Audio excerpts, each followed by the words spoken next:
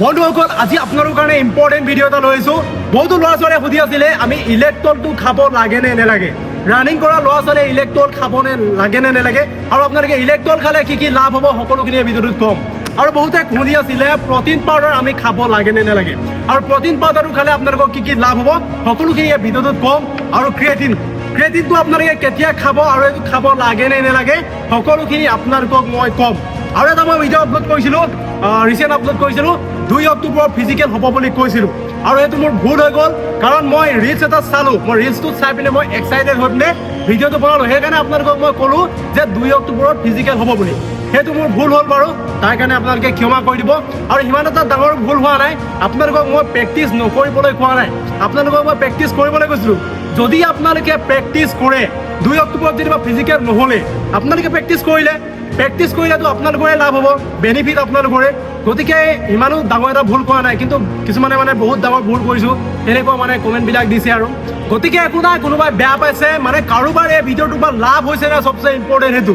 কাৰোবাৰ যদি এটা ল'ৰা যদি সেই ভিডিঅ'টো লাভ হৈছে মই হেপী হয়। গতিকে কোনোবাই 10টাই মোক বেয়া পালোঁ কোনো মতলব নাই। প্ৰথমে আমি এতিয়া জানি ল'ম ইলেক্ট্ৰল কি হয়। ইলেক্ট্ৰল হৈছে ORS অৰ্থাৎ অৰেল ৰিহাইড্ৰেশ্যন সলিউশ্যন। ইয়াত ছ'ডিয়াম, পটাছিয়াম, গ্লুক'জ আদি থাকে, যিয়ে শৰীৰত পানী আৰু ইলেক্ট্ৰলাইটৰ ভাৰসাম্য বজাই ৰাখিবলৈ সহায় কৰে। আৰু যেতিয়া আমি লং ৰানিং কৰোঁ বা হাৰ্ড ৱৰ্কআউট কৰোঁ তেতিয়া আমাৰ দেহৰ পৰা বহুত বেছি ঘাম ওলায়, আৰু সেই ঘামৰ লগতে আমাৰ পানী আৰু খনিজ পদাৰ্থ আমাৰ দেহৰ পৰা ওলাই যায়। তাৰ ফলত মানুহৰ কি হ'ব পাৰে, দুৰ্বল লাগিব পাৰে, পেশীবিলাক টানি ধৰিব পাৰে, মূৰ ঘূৰণি হ'ব পাৰে। গতিকে সেই প্ৰব্লেমবিলাক নাইকিয়া কৰিবৰ কাৰণে আমি ইলেক্ট্ৰলটো খাব পাৰোঁ। বডি ৰিকভাৰত আমাক সেই ইলেক্ট্ৰলে সহায় কৰিব। এতিয়া ইলেক্ট্ৰল খালে আমাৰ এতিয়া কি লাভ হয় আপোনালোকক মই এতিয়া কৈ দিছোঁ।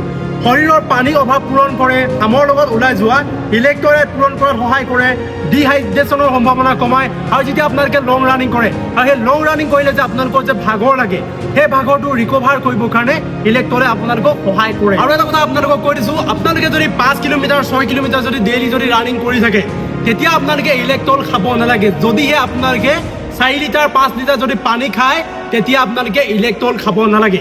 আৰু যদি আপোনালোকে বোলে 10 কিলোমিটাৰ ৰানিং কৰিলে, 12 কিলোমিটাৰ ৰানিং কৰিলে তেতিয়া আপোনালোকে ইলেক্ট্ৰল তেতিয়া আপোনালোকে এপেকেট আপোনালোকে খাব পাৰে। গতিকে আপোনালোকে কমকৈ যদি ৰানিং কৰে তেতিয়া আপোনালোকে যদি পানী 4-5 লিটাৰ যদি ডেইলি খাই আছে তেতিয়া ইলেক্ট্ৰল খাবলৈ আপোনালোকে নালাগে। এতিয়া আহি গ'ল প্ৰটিন পাউডাৰ। প্ৰটিন পাউডাৰ মূল কাম হৈছে আমাৰ বডি ৰিকভাৰ কৰাত সহায় কৰে আৰু মাংস পেশী গঢ়াত সহায় কৰে। আমি যেতিয়া কষ্ট কৰোঁ তেতিয়া আমাৰ বডিটো চাপ পৰে, আৰু সেই বডিটো সুস্থ কৰিবৰ কাৰণে প্ৰটিন পাউডাৰ প্ৰয়োজন হয়।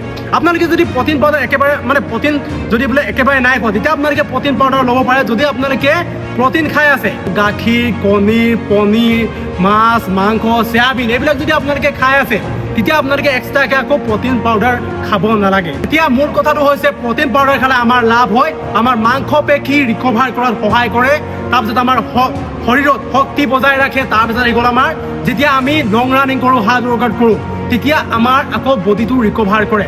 আৰু যেতিয়া আমি মাছ, মাংস, কণী চণী এইবিলাক একো গাখীৰ চাখীৰ নাখাওঁ তেতিয়া আমি যদি প্ৰটিন পাউডাৰ খাওঁ তেতিয়া সেইটো আমাৰ প্ৰটিন পাউডাৰে নেখালোঁ, মাছ মাংস নেখালোঁ, আমাৰ সেইটো কাম কৰে। এতিয়া আপোনালোকৰ মনত প্ৰশ্ন আহিছে চাগে ইলেক্ট্ৰল আৰু প্ৰটিন পাউডাৰৰ ভিতৰত ভাল কোনটো, কিন্তু কম্পেয়াৰ কৰিব নোৱাৰি ইটোৰ লগত সিটো। ইলেক্ট্ৰলৰ কাম বেলেগ হয় আৰু প্ৰটিন পাউডাৰৰ কাম বেলেগ হয়।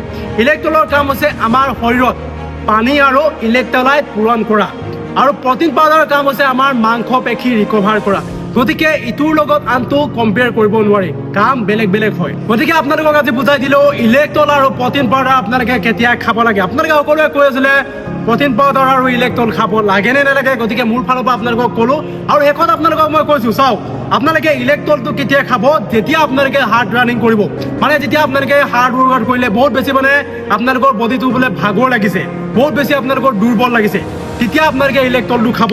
আৰু আপোনালোকে যেতিয়া লং ৰানিং কৰিব, আজি 10 কিলোমিটাৰ দৌৰিলে বা 15 কিলোমিটাৰ দৌৰিলে, আপোনালোকে বহুত বেছি আপোনালোকৰ বোলে গাটো দুৰ্বল লাগি আছে তেতিয়া আপোনালোকে ইলেক্ট্ৰলটো খাব। এনেই আপোনালোকে বোলে আজি 3 কিলোমিটাৰ দৌৰিলে বা আপোনালোকে আজি 5 কিলোমিটাৰ দৌৰিলে মই ইলেক্ট্ৰলটো খাই দিওঁ, তেনেকুৱা নহয়, তেনেকৈ আপোনালোকে খাই একো লাভ নাই। গতিকে যেতিয়া আপুনি কষ্ট কৰিব, যেতিয়া বডিটো প্ৰেছাৰ পৰিব তেতিয়াহে আমি ইলেক্ট্ৰলটো খাব লাগে, তেতিয়াহে কাম কৰিব বডিত। এনেই আপুনি খাই লাভ নাই, অকণমান কষ্ট কৰি ইলেক্ট্ৰল খাই লাভ নাই। আৰু প্ৰটিন পাউডাৰটো আপোনালোকে কেতিয়া খাব আপোনালোকক কৈছোঁৱে, আপোনালোকে যদি মাছ, মাংস, গাখীৰ, পনীৰ এইবিলাক যদি একো খোৱা নাই তেতিয়া আপোনালোকৰ গাটো গোটেই প্ৰটিন লাগিব। গতিকে প্ৰটিনটো পাবৰ কাৰণে তেতিয়া আপোনালোকে প্ৰটিন পাউডাৰ খাব পাৰে। আৰু আপোনালোকৰ বোলে দৌৰি দৌৰি ৱেটটো একেবাৰে কমি গ'ল, বোলে চেষ্ট জুখিছে চেষ্টে নহ'বগে, তেতিয়া আপোনালোকে সেই ৱেটটো বঢ়াবৰ কাৰণে, আপোনালোকৰ চৰ্বি বঢ়াবৰ কাৰণে আপোনালোকে ছাপ্লিমেণ্ট এনেকুৱা মানে প্ৰটিন পাউডাৰ কিনি খাব পাৰে।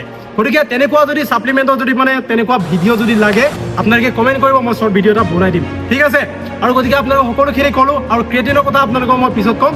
ক্ৰিয়েটিনটো আপোনালোকে এতিয়া খাবলৈ নাই হোৱা, যেতিয়া আপোনালোকে খাবলৈ হ'ব তেতিয়া আপোনালোকক মই ক্ৰিয়েটিনৰ কথাও ক'ম, ঠিক আছে। ক্ৰিয়েটিনটো আপোনালোকে খাব লাগে নে নালাগে, গতিকে ক্ৰিয়েটিনৰ কথা মই এতিয়া নকওঁ, যেতিয়া আপোনালোকক খাবলৈ হয় তেতিয়া আপোনালোকক ক'ম। আৰু শেষত আপোনালোকক আৰু এটা কথা কৈ থৈছোঁ, আপোনালোকক কোনো ছাপ্লিমেণ্ট, কোনো প্ৰটিন পাউডাৰ, কোনো ইলেক্ট্ৰলে আপোনালোকক আছাম পুলিচ, ইণ্ডিয়ান আৰ্মি আপোনালোকক নবনায়।